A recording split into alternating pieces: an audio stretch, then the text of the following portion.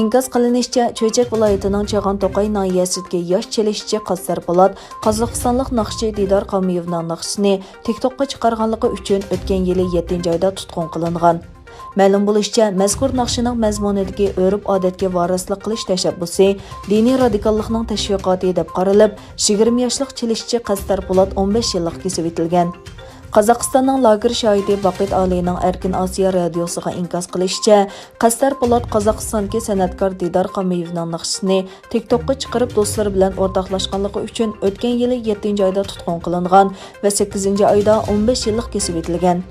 Uningdan sirt uningga yana 30 ming yuan jarimani qo'yilgan. Ma'lum bo'lishicha, bu yil 20 yoshga kirgan Qassar Po'lat Chag'an-To'qay noyasining Qarag'ay yesidan bo'lib, u o'tgan 3 yilda cho'chak bo'yicha chelishish musobaqalarida orqa-orqadan birinchilikka erishgan.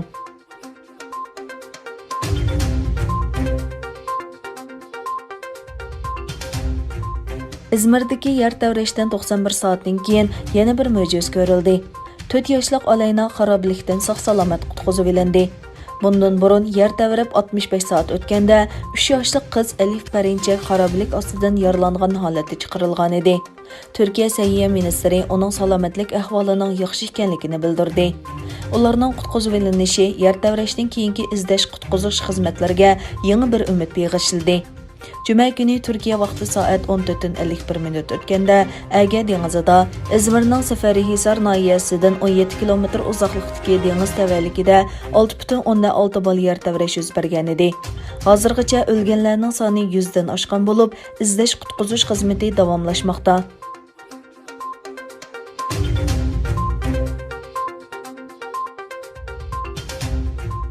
Avstraliya pul muomala gazeti Xitoy hukumatining 2 milliondan ortiq olimning uchirini saqlaydigan sonliq ma'lumot ombirini o'ttirg'a chiqardi.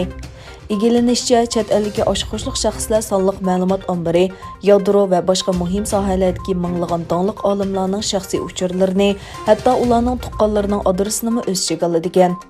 Avstraliya pul muomala obzorida uchurlarning ochiq kodlardan to'planganligi aytilgan.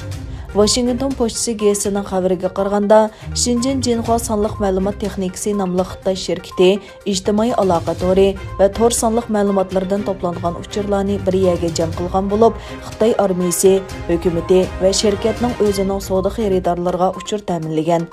Bu sondanda 2 million kishining uchuri bor bo'lib, buning ichida kam deganda 50 ming odam Amerikaning yadro olimlari va harbiy amaldorlar ekan.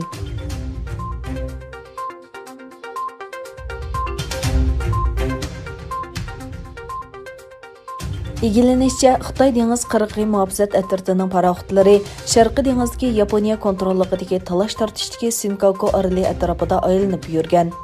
Yaponiya dengiz qirg'i muhofizat atritining bayonotiga qaraganda, Yaponiya dengiz tavalligining sirtidagi qo'shni rayonda ko'rilgan 4 Xitoy paraxoti talash tortishdagi orollarga yaqinlashgan. Kyodoning so'ziga qaraganda, Xitoy paraxotlari bu yil jami 283 kun orollarni chorlagan.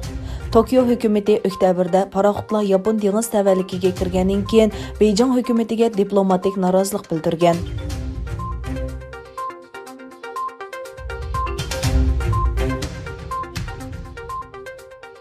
Avstriyaning paytaxti Vyenadagi Yahudi ibodatxonasiga yaqin joyda qurolli hujum yuz berdi.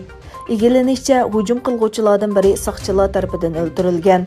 Hujumda 2 kishi hayotidan ayrilgan bo'lib, bir Turkiya fuqarosini o'z ichiga olgan 15 kishi yaralangan. Avstriya bosh ministri Sebastian Kurz bu voqeani qabih terrorlik hujumi deb tasvirladi. Ichki ishlar ministri Karel Nehammer kam deganda bir hujumchini tepish uchun keng ko'lamli harakatlarning elib berilayotganligini e'lon qildi.